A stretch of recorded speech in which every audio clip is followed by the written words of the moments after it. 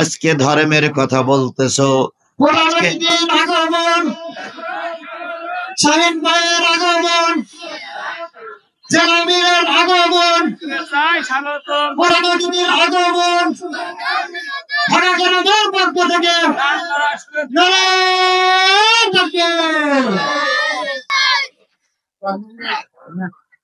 আমি যেটা বলি সেটা খেয়াল নাই। জেলা আমি আসতেছি কারণ আমি বলবো আপনিও তো প্রধান জরিপা করেছেন কেন? আমার সেই আপনি জেলা আমি বেশি ভালোবাসেন। মাহফিল বন্ধ করে নালে চুকবি নালে কইসে জেলা আমির কই?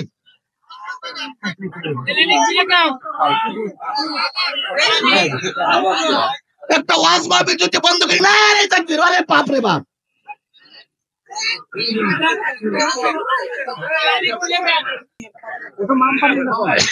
আসসালামু আলাইকুম ওয়া রাহমাতুল্লাহি ওয়া বারাকাতুহু। প্রাণপ্রিয় সিরাজগঞ্জবাসী, ভালো আছেন তো আপনারা?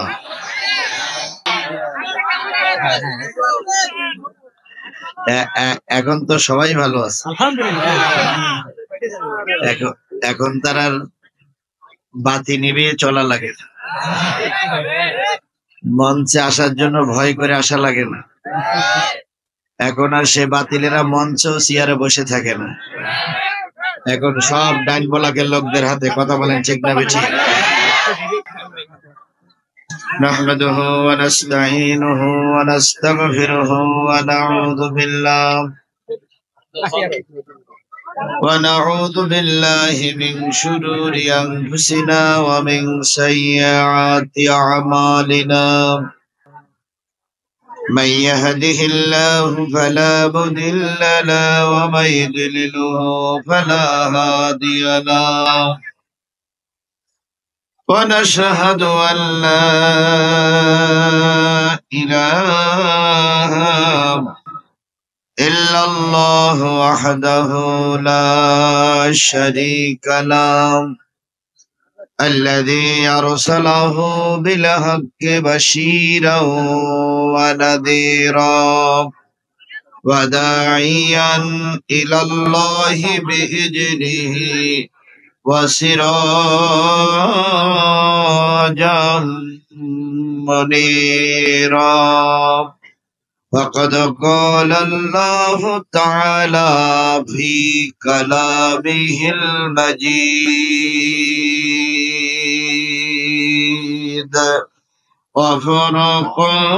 وفرقانه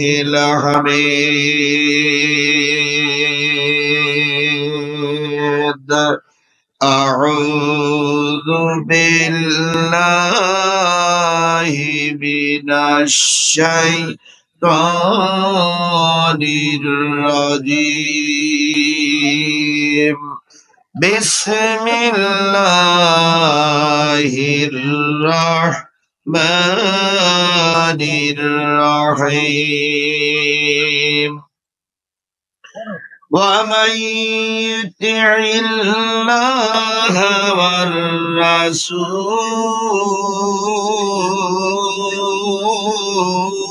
والرسول فأولئك مع الذين أنعم الله عليهم من النبيين والصديقين والشهداء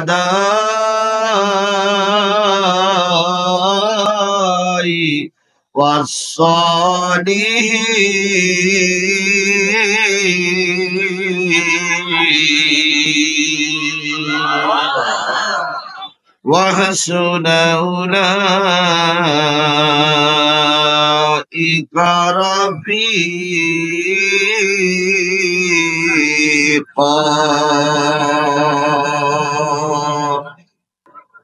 صدق الله المولانا العظيم. إن الله وملائكته يصلون على النبي يا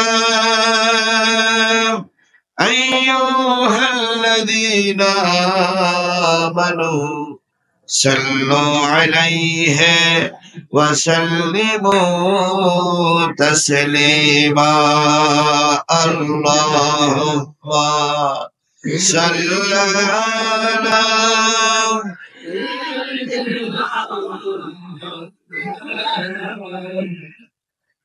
وعلى آل سيدنا مولانا محمد اللهم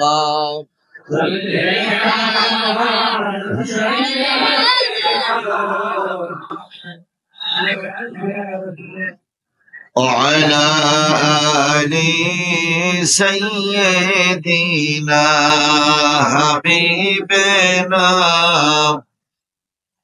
মা আমেনার কোলে একটি ছেলে জন্ম নিল আধার এলে বেলে মা আমেনার কোলে একটি ছেলে জন্ম নিল আধার এলে বেলে উঠল বাঁকা চাঁদ চাঁদ মামাটা চাইল ছেলের একটু আশীর্বাদ গাইল গজল ভোমরাওলি ধরল কোকিল সুর সুরের তোড়ে পাষাণ হৃদয় হলো যে ভাঙসুর বইল বাতাস শান্ত হয়ে লু হাওয়া যায় থেমে অত্যাচারীর বুকে কাঁপন যায় গো তারা ঘেমে মেঘ কেটে ঠিক বেলা বাড়ে বাড়ে ছেলেটিও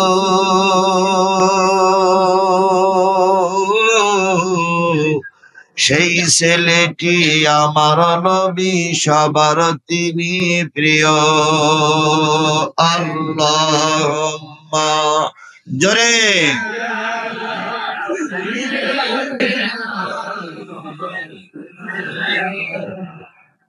وعلى آل حبيبنا لا إله إلا الله جوري لا إله আরো জোরে লা ইলাহা লা ইলাহা লা ইলাহা ইল্লাল্লাহ মুহাম্মাদুর রাসূলুল্লাহ লা ইলাহা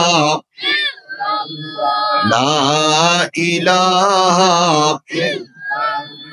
লা ইলাহা ইল্লাল্লাহ মুহাম্মাদুর রাসূলুল্লাহ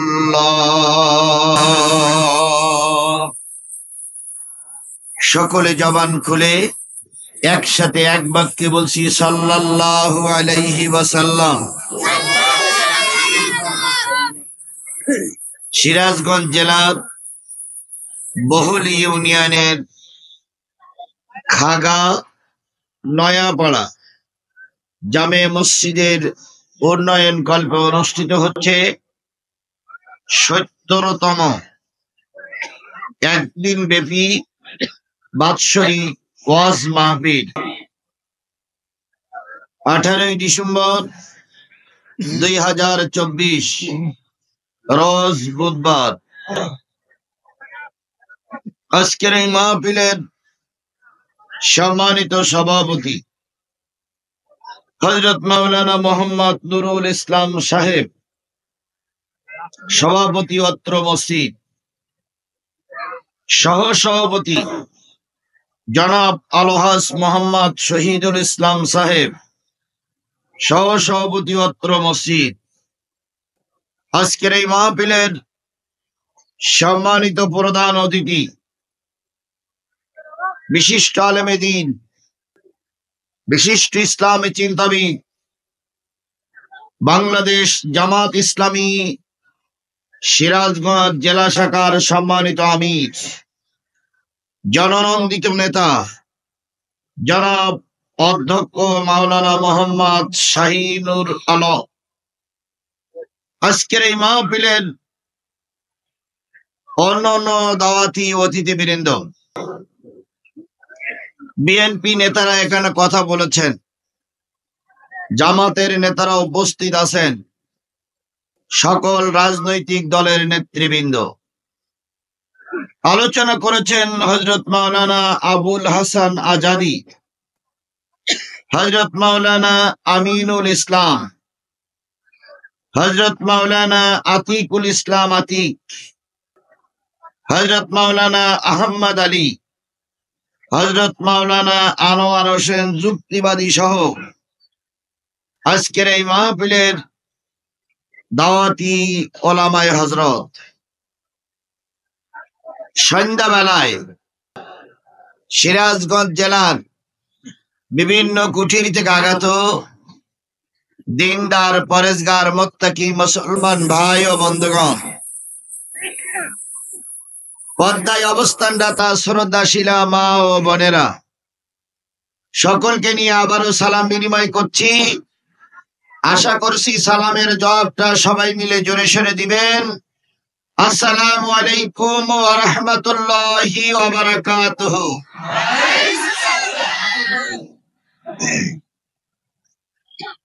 সন্ধ্যাবেলা মানুষ থাকে কাজে কর্মে ব্যস্ত, সেই কর্মব্যস্ততা পিছনে ফেলে রেখে শুধুমাত্র কেবলমাত্র এই মানুষের ঢল আল্লাহর কোরআনের জন্য।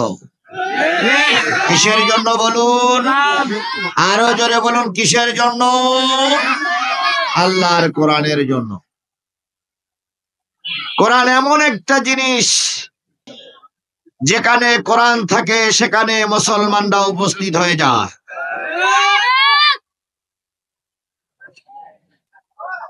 মৌমাছির সঙ্গে আমাদের পরিচয় কম বেশি আছে না নাই? একটা মৌচাকে কতগুলো মৌমাছি থাকে? কয় হাজার? ধরে নিলাম ৫,০০০। বলুন তো, এই ৫,০০০ মৌমাছি যে চাকে বা যে দলে থাকে, ওই দলের একজন লিডার থাকে, সেই লিডারকে আমরা কি বলি? রানী মাছি। এই রানী মাছি যেখানেই থাকে, মৌমাছিগুলো তারই চারিপাশেই থাকে। রানী মাছিটা যদি ওই বাবলা গাছের মাথায় ওঠে, মৌমাছিগুলো সব সেখানে যায়। রানী মাছিটা যদি মাঠের মাঝখানে চলে যায়, মৌমাছিগুলো ছুটে সেখানেই যায়, কারণ তারা জীবনের চাইতে তাদের রানী মাছিকে বেশি তারা ভালোবাসে।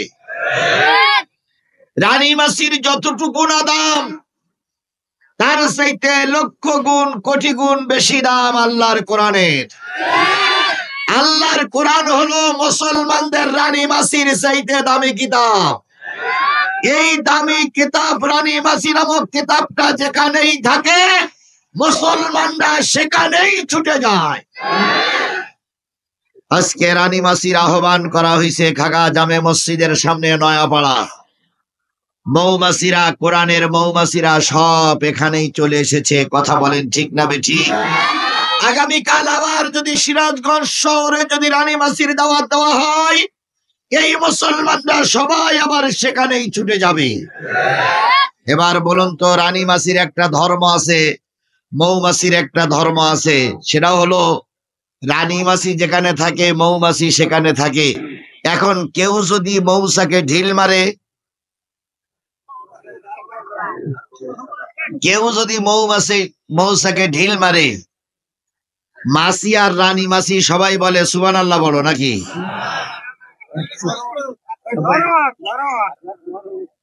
আচ্ছা বলুন তো, বট গাছের এক মগডালে মৌমাছির বাসা, যদি কোনো ব্যক্তি ওই মৌচাকে ঢিল মারে, তাহলে এই মৌমাছিরা কি রানী মাছির আদেশের অপেক্ষায় থাকে? যার যা আছে তাই নিয়ে ঝাঁপিয়ে পড়ে। শত্রু যদি পানির ভিতরে ডুব দেয়, তাহলে মাথার উপরে চক্কর দিতে থাকে, যে উঠলেই দংশন করা হবে। আমরা রানী মাছি নামক কোরআন নিয়ে এখানে বসেছি, নিশ্চয়ই কোরআনের শত্রু আর আমাদের দেশে নাই। সবাই টোপলা টুপলি নিয়ে পালাইছে। তার তারপরেও যদি কেউ রানীমাসি নামক কোরআনের দিকে, মুসলমানের দিকে ঢিল ছুড়ে মারে, কেউ কারোর আদেশের জন্য অপেক্ষা করবে না। মৌমাছির মতন যার যা আছে তাই নিয়ে শত্রুর মোকাবেলা করার জন্য ঝাঁপিয়ে পড়বে। শত্রুকে কুপকাত না করা পর্যন্ত কোরআনের সৈনিকরা ঘরে ফিরতে পারে না, পারে না, পারে না।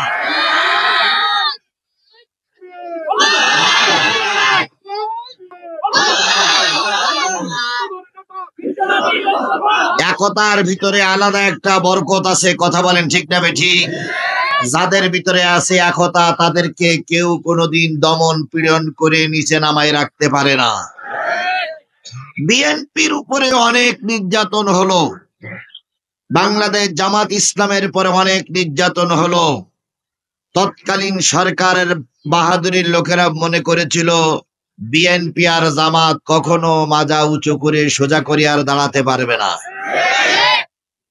ওনারা চিন্তা করেছিল তারেক জিয়া দেশে নাই, খালেদা জিয়াকে জেলখানায় ভরে রেখে পঙ্গুত্ব বরণের দ্বার প্রান্তে পৌঁছায় দিয়েছি, বিএনপি আর কখনো মেরুদণ্ড সোজা করে দাঁড়াতে পারবে না। আপনারা যে যেখানে আছেন তাকিয়ে দেখুন, এখন গোটা দেশের আনাচে কানাচে, গ্রামে গঞ্জে, শহরে বন্দরে বিএনপির নেতা কর্মীরা বুক ফুলিয়ে ঘুরিয়ে বেড়াচ্ছে, আর আওয়ামী লীগের নেতা কর্মীরা গর্তের ভিতরে ঢুকেছে তা ঢুকেছে। আল্লাহই জানে কিয়ামতের আগে আর মাথা উঁচু করে দাঁড়াতে পারবে কিনা।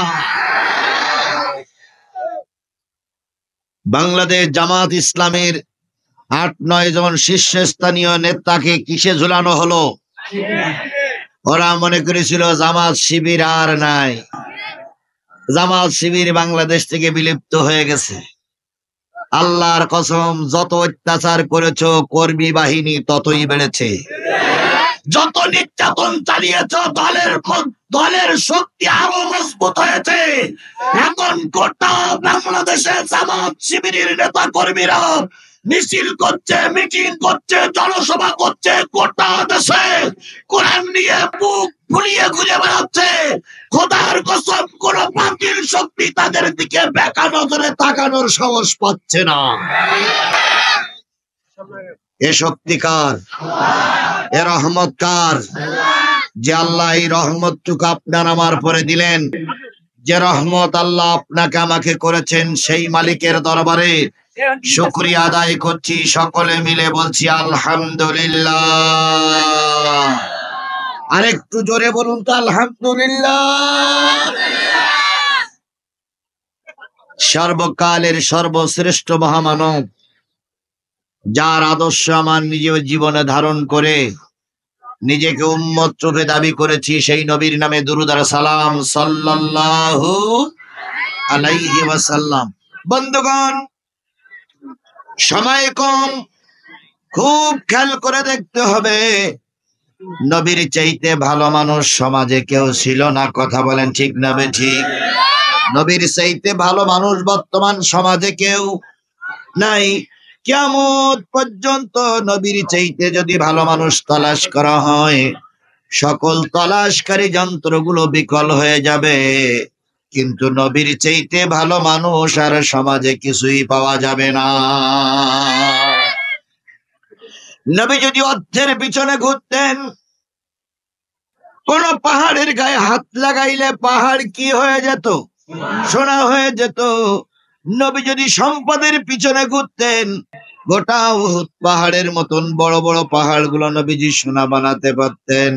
কিন্তু আল্লাহর নবী বলেছেন, আমি ধনী হওয়ার জন্য পৃথিবীতে আল্লাহ আমাকে পাঠাই নাই, সম্পদের মমতার জন্য আমাকে পাঠাই নাই।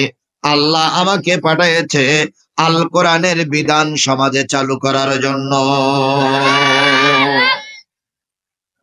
এই নবী ধর্মের কথা বলতে যে কখনো মাইর খেয়েছেন, কখনো জেল খেটেছেন, কখনো না খেয়ে থেকেছেন, কখনো বাবার দেশ ছেড়ে পালিয়ে মদিনায় চলে যেতে হয়েছে।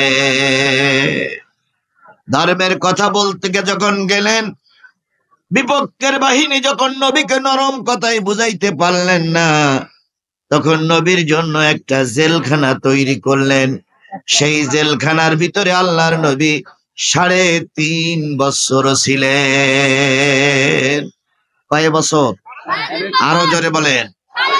শিয়াবে আবু তালিব নামক এই জেলখানা, চারিদিক থেকে বিরাট বিরাট পাহাড়, মাঝখানে একটা পথ, পথটা ওরা বন্ধ করে দিল। ওই শিয়াবে আবু তালেবের ভিতরে শত শত নারী পুরুষকে ঢুকায় দেওয়া হলো, যার ভিতরে মুরব্বী মানুষ ছিল, যুবক মানুষ ছিল, রসুলের আপন চাচা ছিল, আল্লাহর নবী নিজেই ছিলেন। আল্লাহ নবী বর্ণনা করেছেন, ও আমার জাতি, ওই জেলখানার ভিতরে আমাদের এত কষ্ট হয়েছে, ওরা আমাদের পানি খেতে দিত না, বাইরের কোনো খাবার ওর ভিতরে ঢুকাতে দিত না, এমনকি বাইরের কোন লোক খাদ্য নিয়ে জেল কেটে আসতে পরে তাদেরকে মেরে পিটাই আহত করে বাড়ি ফিরাইয়া দিত। নবী এবং তার সাহাবীরা বলেছেন, ওই জেলখানায় আমরা যখন ছিলাম আমাদের খাদ্য ছিল না, বাচ্চাগুলো ক্ষুধার যন্ত্রণায়, বাচ্চাগুলো খেতে না পারে এমন জোরে চিল্লান দিয়েছে, মাইলের পর মাইল দূর থেকে মানুষ শুনেছে, তারা হুমড়ে পড়ে কেঁদেছে, সেজদা করে কেঁদেছে, কিন্তু পাষাণ আবু জেহেলের দিলে একটুও মায়া হয়নি। সেরকম একটা অবস্থা বিগত 16টা বছর আমার দেশের মানুষ দেখেছে না দেখেনি? আরো জোরে বলেন, দেখেছে না দেখেনি? আমাদেরকে জেলখানায় আটকে রেখে, আয়না ঘরে রেখে বছরের পরে বছর পার করেছে, খেতে দেয় নাই, পানি খাইতে চাইলে ওরা পেশাব করে আমাদের গালে দেওয়ার জন্য চেষ্টা করেছে, আমাদের বাচ্চাদেরকে উলঙ্গ করে পা উঁচু করে মাথা নিচু করে ঝুলাই রেখেছে, ওরা আমাদের মা বোনদের পরে অত্যাচার করেছে। যারা বিগত 16টা বছর ইসলামী আন্দোলন তথা বিএনপির পরে অত্যাচার করলো, এরা ওই আবু জেহেলের বংশ, এদের সব কয়েকজনের শরীরে আবু জেহেলের রক্ত।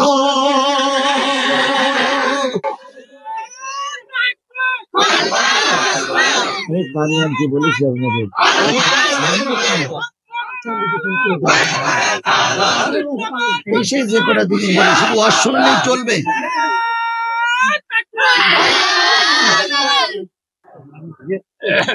বন্ধুগণ, আল্লাহ নবী বর্ণনা করেছেন, শিয়াবে আবু তালেবের ভিতরে যারা ছিল, খাদ্যের অভাবে মানুষ গাছের পাতা খেয়েছে, খাদ্যের অভাবে গাছের ছালগুলো চিবাই চিবাই খেয়েছে। সাহাবী আজমাইনগণ বর্ণনা করেছেন, শুকনো চামড়া গুলো চিবাইয়ে চিবাইয়ে একটু নরম করে পানি দিয়ে গিলে ফেলেছে, পায়খানা গুলো হয়েছে ছাগলের পায়খানার মতো। 7 দিন 8 দিন 9 দিন পর্যন্ত পেশাব হতো না, কারণ শরীরে কোনো পানি ছিল না। ও আমার জাতি, আজকে কালেমা পড়ে মুসলমান হয়েছ, আজকে ধর্মের কথা বলতেছো, আগমন, শাহিন ভাইয়ের আগমন, জেলামিরের আগমন, পুরানদীর আগমন, ঢাকা পক্ষ থেকে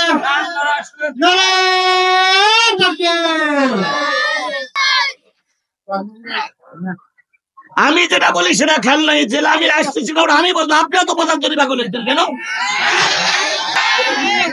আমার সেই আপনি জেলা আমি বেশি ভালোবাসেন। মাহফিল বন্ধ করে নালে চুকবি নালা, কইসে জেলা আমির কই?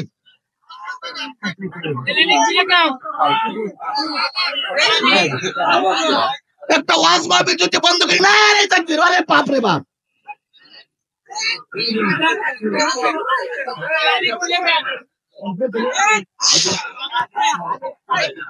এখানে একটা কোরআন হাদিসের আলোচনা চলছে, তিনি এসে তো কোরআন হাদিসের কথা বলবেন, তা আমার কথা বাদতে দিয়ে আপনি নারায় তকবীর দিচ্ছেন।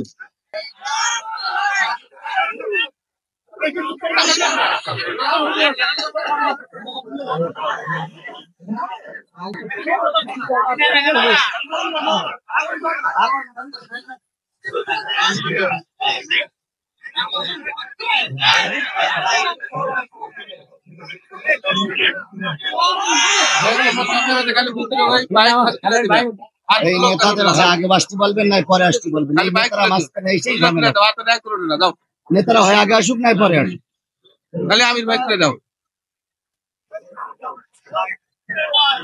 এই সে পর্যন্ত বলতেছে একটু পানির ব্যবস্থা করেন, একটু চার ব্যবস্থা করেন। পানি আর চা বোধহয় কলকাতার থেকে আসতেছে।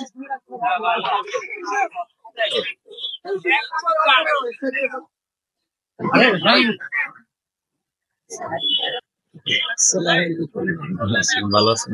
ভালো আছেন।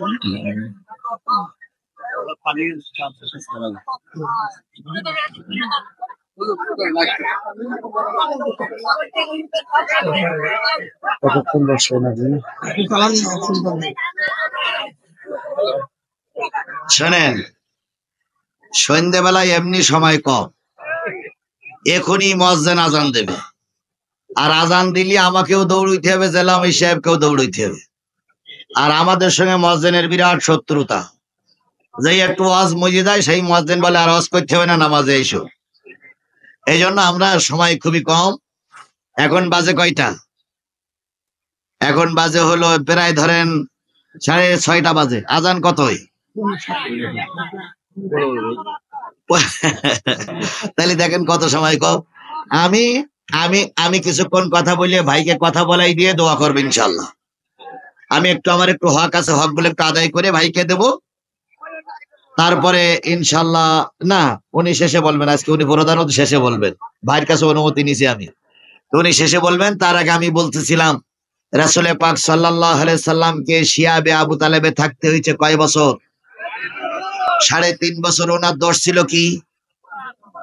না, পরের সম্পদ দখল করা, রাজনৈতিক অঙ্গনে নেতা হওয়ার পরিকল্পনা করা, কোন মেয়ের সঙ্গে কলঙ্কিত অধ্যায় নিয়ে ধরা পড়া। ওনার দোষ ছিল একটাই, কালেমার দাওয়াত দেওয়া।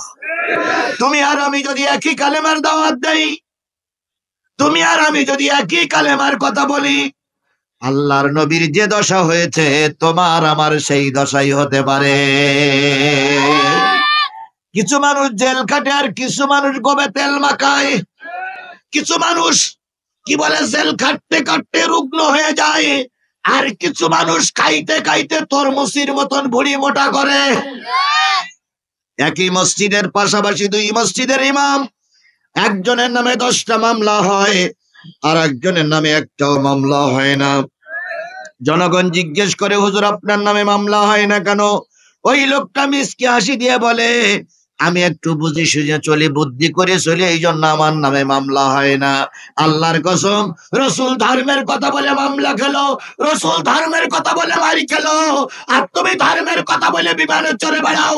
আল্লাহর কসম, তোমার কালেমা আর রসুলের কালেমা এক হচ্ছে না। কথা ঠিক না বেঠিক? আমি গোটা বাংলাদেশের সবগুলো জেলা উপজেলায় ঘুরে যে অভিজ্ঞতা আমার হয়েছে, যদি আমাদের দেশের টুপিওয়ালারা এক থাকে, আগামী নির্বাচনের মাধ্যমে টুপিওয়ালারাই, কোরআনওয়ালারাই এদেশের ক্ষমতা গ্রহণ করবে। বলুন তো, টুপিওয়ালাদের ভিতরে বিএনপিরা আছে না নাই? বিএনপি জামাতের হাতে আগামীতে ক্ষমতায় আসবে ইনশাল্লাহ। দিনেরা যতই ষড়যন্ত্র করুক, কোরআনওয়ালাদের হাত থেকে ক্ষমতা ছিনিয়ে নিতে পারবে না। ইনশাল্লাহ বলেন, ইনশাল্লাহ বলেন। তবে মাঝখানে কিছু ষড়যন্ত্রকারীরা মাথা উঁচু করে দাঁড়ানোর জন্য চেষ্টা করছে। যতগুলো লোক ষড়যন্ত্র করছে তার ভিতরে একদল টুপিওয়ালা আছে। 52-53 বছর দেশের মানুষ রক্ত দিয়েছে কোরআনের জন্য। সেই কোরআন আমার দেশে প্রতিষ্ঠিত হোক, এটা কি আপনারা চান? জোরে বলেন, সেই কোরআন আমার দেশে প্রতিষ্ঠিত হোক, সেটা কি আপনারা চান? কারা কারা কোরআনের পক্ষে আছে? 2 হাত উঁচু করে আল্লাহরে দেখা, জোরে তাকবীর দিবেন, নারায়ে তাকবীর। আল কোরআনের আলো, আল্লাহ দিচ্ছের আলো,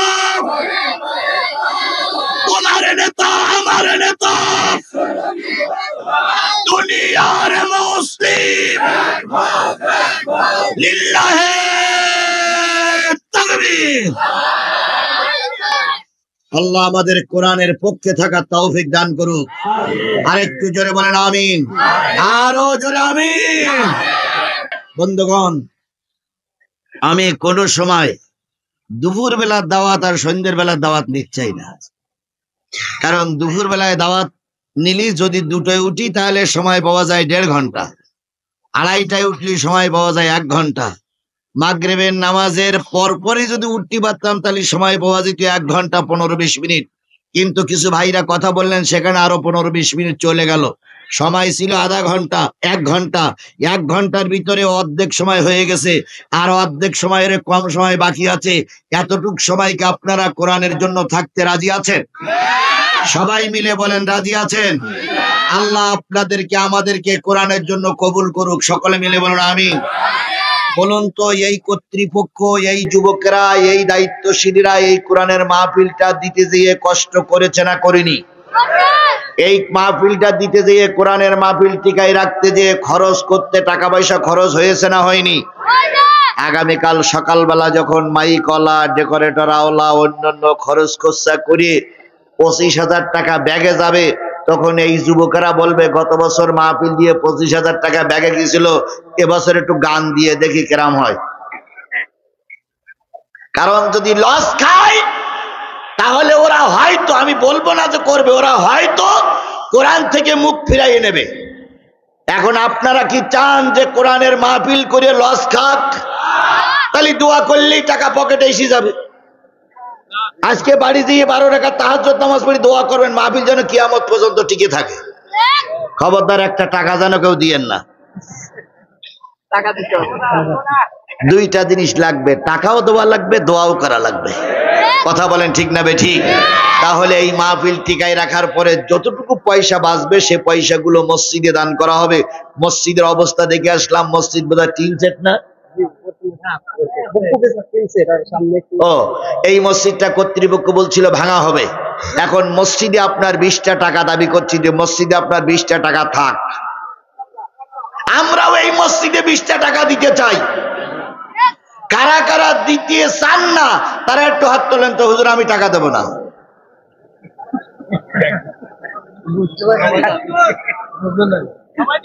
সবাই দেবেন তো? সবাই দেবেন তো? আচ্ছা, টাকা নেই কার পকেটে তারা একটু হাত তোলেন তো। হুজুর আমার পকেটে টাকা নাই। ও আল্লাহ, এই এলাকার মানুষ তো সব ধনী মানুষ, এখানে তো গরিব মানুষের কোনো আকার ইঙ্গিতই নাই। তাহলে সবাই ধনী মানুষ। তাহলে মানে 20 টাকা চাওয়া ভুল হয়ে গেছে আমার। 100 টাকা দেবেন তাহলে, যেহেতু আপনারা ধনী মানুষ। আমার প্রিয় ভাই, ইসলামী আন্দোলন বাংলাদেশ জামাত ইসলামের আমির সাহেব, আল্লাহ তার ইজ্জত আরো বাড়িয়ে দিক, আল্লাহ তার সম্মান আরো বাড়িয়ে দিক। ভাই কথা বলবেন, আমি শুনবো, তারপর আমি ময়দান ছেড়ে দেবো যত দেরি হোক। ভাই তো আমারই প্রিয় মানুষ। সুতরাং আমি আপনাদের কাছে দাবি করছি, মাঝখানে একটুখানি ব্রেক দিয়ে মসজিদের জন্য 50টা টাকা, 30টা টাকা, 20টা টাকা, 100 টাকা একটু দেওয়া যাবে ভাই? কাদের কাদের পকেটে টাকা আছে এবার হাত তোলেন তো। আগে টাকা ছিল না বলে হাত তোলেন, এবার কাদের কাদের পকেটে টাকা আছে হাত তোলেন তো। যারা হাত তুলেছেন সব হাতগুলো পকেটে দেন, আমিও দিচ্ছি। সবাই হাতগুলো পকেটে দেন, সবাই দেন, সবাই দেন, কেউ মাহরুম করবেন না, সবাই দেবেন, কেউ মাহরুম করবেন না, সবাই দেবেন। দেন, সবাই দেন। এখন না, এখন না, এখন না, এখন না, এখন দাঁড়ান দাঁড়ান দাঁড়ান দাঁড়ান, একটু দেরি করেন। আয় হলুদ ব্যাগ, একটু দেরি, একটু দেরি। বাপরে বাপ, টাকা নেবার জন্য বিরাট ব্যস্ত। আচ্ছা হোক, আমার বলার সময় দেয় না, তার আগেই মোটামুটি ব্যস্ত হয়ে যায়।